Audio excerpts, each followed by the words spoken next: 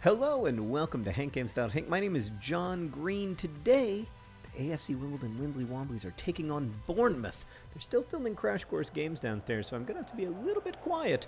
But check out the most recent episode of Crash Course Games available now at youtube.com/crashcourse. Andre's a fantastic host, and if you listen closely, you might hear some screaming in the background. That's me when Dicko scores. Dicko and I had a talk right before the game because he was scheduled to play, and he said that he was too tired. Now, I told him that I don't like to judge a player by whether they tell me they're too tired, but also that he was a coward. But I chose not to play him. So we're starting Lyle Taylor and T.S. Eliot up front today. Adebayo and Fenwa still banned on account of that. I don't know if you guys recall, he made a bit of a red card situation with a slightly late unnecessary slide tackle. Not my best work. So today we're taking on Bournemouth. They're from they were born in the mouth, and that's how they got their name. And we're going to try to win. And what am I doing, Meredith? Oh, I'm doing a movie update. Thank you. I've forgotten the own topic of my video. So I wanted to bring you up to date on the movies, the movie stuff. In my last video, I talked a little bit about how I felt now that it's been a year since the Paper Towns movie came out. So first off, the AFC Wimbledon movie, it's going well. There's no real update as such yet, but the work is beginning. Basically the steps are as follows: get a director. First get a writer, and then get a screenplay that you can be really thrilled with. Oh, almost. Get a screenplay you're really happy with. And then get a director excited about it, who the studio, Fox 2000, is also excited about. Those are big, difficult steps. I think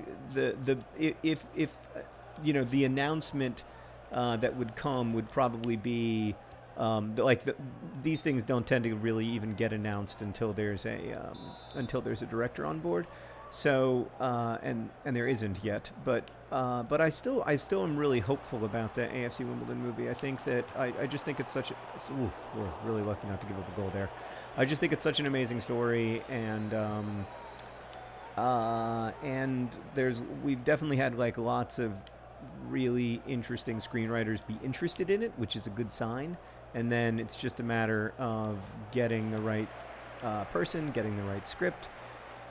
And then getting the right director. And then there are still lots of ways that it can fall apart. So it's anytime you're developing a movie, I mean, I don't know much about this stuff, but I think anytime you're developing a movie, there's so many things that can go wrong. But I still feel like this has a really good chance of making its way to theaters someday.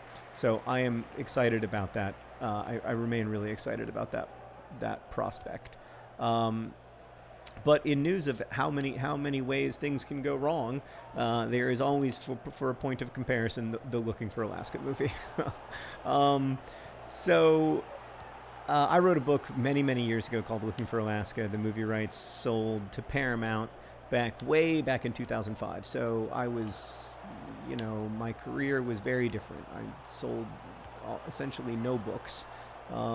And I, was at the time the movie deal for Looking for Alaska was massive. It was life-changing because it meant that we could move to New York and Sarah could go to graduate school and lots of other, and that I could spend a couple of years. I could have a couple of years being a writer and also starting what turned out to be a big part of my life in Brotherhood 2.0 instead of having a day job, which I'd always had. And so, it was a huge deal at the time, but it didn't come with any kind of reversion clause. So there was no way for the movie rights to go back to me.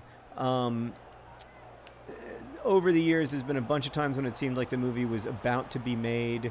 Most recently, and I guess most dramatically, last summer, when it really seemed like it was about to be made, and there was casting happening. There was a wonderful director attached to it, and then it ended up getting put on hold, as these things sometimes do, for I mean, sometimes the reasons, are, I guess, like, I, I never really, I don't have a great sense of why that happened. To be honest, like, it but it did happen. Just couldn't quite come together at the very, very end. And that's part of Great Save There by Shia LaBeouf. That's part of what I love about book publishing, to be honest, and part of also why I feel like I just absolutely won the lottery twice to have The Fault in Our Stars and Paper Towns movies be movies that I liked and movies that I got to, have a seat at the table in the conversations about. I mean, they certainly weren't mine. Josh Boone made Fault in Our Stars, and Jake Schreier made Paper Towns, and I know nothing about directing movies except that it seems extremely hard. But I think they were both movies that I enjoyed, projects that I enjoyed being a part of, and in the Looking for Alaska movie, in the years and years and years that it's been going on, like, it's often been really, really fun for me, and I've gotten to work with people I think are awesome, including Becca Thomas, and the producers are really, really wonderful and have stuck with it for more than 10 years now. But it just hasn't happened, and it may never happen at this point. Like, it may, but it also may not, and that's always going to be the case with a movie deal.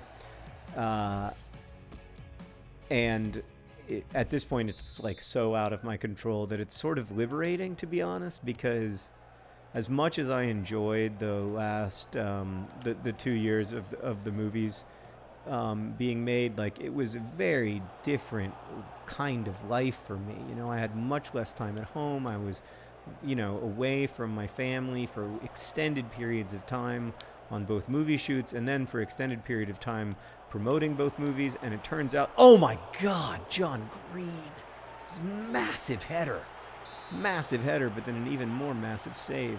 And like, I don't really like thrive in those. I guess, like, I don't really thrive in those situations, and like promotional situations, or being on the road and traveling a lot and having to be kind of like my professional persona all the time. It was just really hard for me. So I'm kind of relieved to have a little time, but I really do. I really, to be honest, I still, and there's part of me that thinks like, oh, it's okay if Looking for Alaska never gets made into a movie, which it is.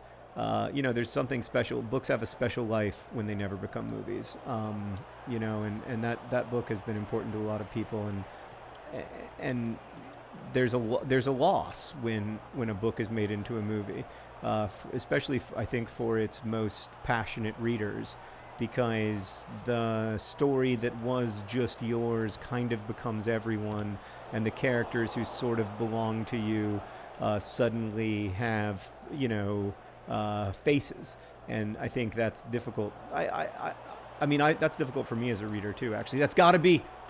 Oh no! Oh no! No! No! No! Come on. So I don't know. There's part of me that thinks like it's okay. There's another part of me that like really wants it to be a movie someday, and because I think it could be a great movie, especially if Becca were directing it, and so I myself like have deeply mixed emotions about it. The only I would love for there to be an AFC Wimbledon movie. That I don't have mixed emotions about. I really want it to happen, and I'm certainly doing my best to try to make it happen. But again, I mean, it's something you only actually want. Oh wow, almost. If it's gonna be good and it's gonna be special, and if it can't, it's just such a weird business that way. Like, there's so much has to go right. It's difficult to explain from the outside how many things have to go right, versus in publishing, it's still really difficult to get published, and it's even more difficult to get published well, and to get the kind of promotional budget that these days you need to really really have your book stand out and all that stuff. I don't want to minimize how difficult that is, but it feels to me at least more possible. This is a golden scoring opportunity. Are you frickin' kidding me? What did I do wrong in that situation, Meredith? Should I have just shot? I don't know. This is a ridiculous 0-0 draw because AFC Wimbledon has been running downhill the entire game. So yeah, I don't know. It's a complicated beast making movies. And the nice thing about publishing is that you don't have to sell as many things to be successful. Like if a movie sells 1 million tickets, it kind of failed because it only made $10 million at the box office. If a book sells 1 million copies, it's one of the most successful books of its year, and that frees you up to take a lot more chances. There's also a lot more books published every year than there are movies released, at least released by Hollywood studios. So yeah, you have a little more freedom and a little more room for as many things as have to go right for a book to, have a good life in the world. Way more things have to go right for a movie. So that's one of the things that makes me love book publishing and feel very grateful that that's my business and that's my life. But I still very much dream of an AFC Wimbledon movie, just as I dream of a 90th minute winner for Wimbledon here against Bournemouth. Come on, boys. We never score from corners, Meredith. We never do it. That trick that I'm trying just doesn't seem to work anymore. Get there. Oh, dive for it. Want it. You have to want it more. Well, it's a 0-0 draw. This has been an extremely frustrating series of events for the Wimbly Womblys. No two ways about it. Dropping like a stone through the championship. Tom Beer, you don't get to start next game if you celebrate a draw. We don't celebrate draws. We're Americans from South London. Thank you for watching. Best wishes.